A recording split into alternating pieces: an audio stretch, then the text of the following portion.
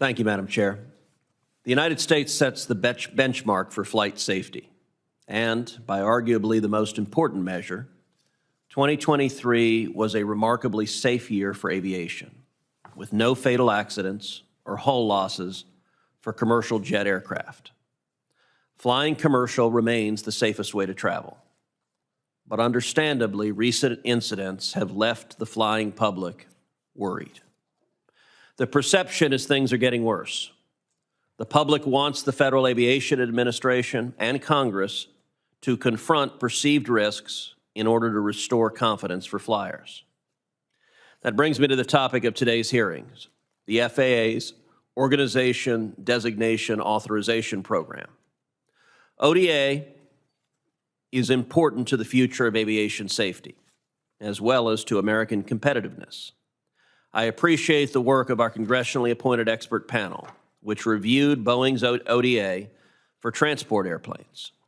Congress established this panel in the aftermath of the tragic crashes of Lion Air Flight 610 in 2018 and Ethiopian Airlines Flight 302 in 2019, in which 346 people tragically lost their lives. The panel's final report was released in February, and 3 of its members are here with us today. Welcome. As a brief aside, I want to, in particular, acknowledge that one of our witnesses, Dr. Javier de Luis, lost his sister on Flight 302. Dr. de Luis, please accept my sincere condolences and thank you for continuing to speak out on an issue that I know has grieved you and your family personally. I also want to recognize the other families that are here today, remembering their loved ones whose lives were lost on those 2 tragic accidents. Discussing ODA and what changes may be needed is critical, and I welcome this conversation. It is worth noting, however, that the FAA is still implementing the Aircraft Certification Safety and Accountability Act, this committee's response to the MAX 8 crashes. It has not even fully implemented the 2018 FAA Authorization Act, even as we are currently negotiating the current reauthorization.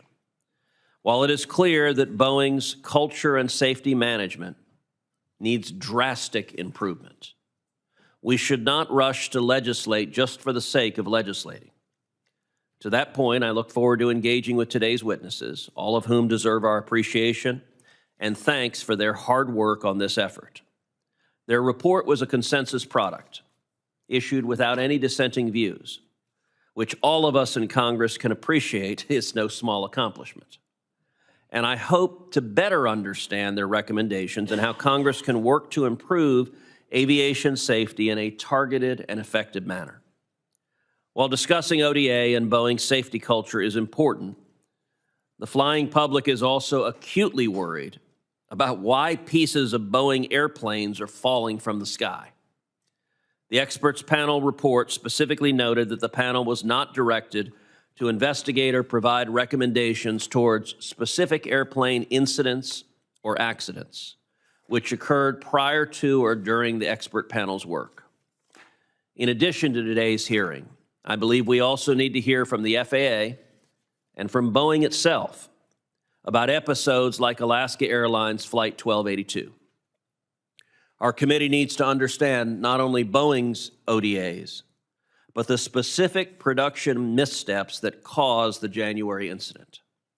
And we need to hear from Boeing directly about the company's safety culture and safety management writ large. The public will want to know what changes Boeing is making to restore confidence in its brand. Boeing is a great American company with a great history and great legacy, and we all want Boeing to be successful. But when accountability is needed, and it clearly is here, we should not hesitate to demand answers. And for Boeing to succeed going forward, those answers need to be given and changes need to be made to ensure that safety is central. When each of us, when our families, when our children get on an airplane, we want to trust that we're going to land safely. That's the topic of this hearing, and I hope subsequent hearings as well. Thank you. Thank you, Senator.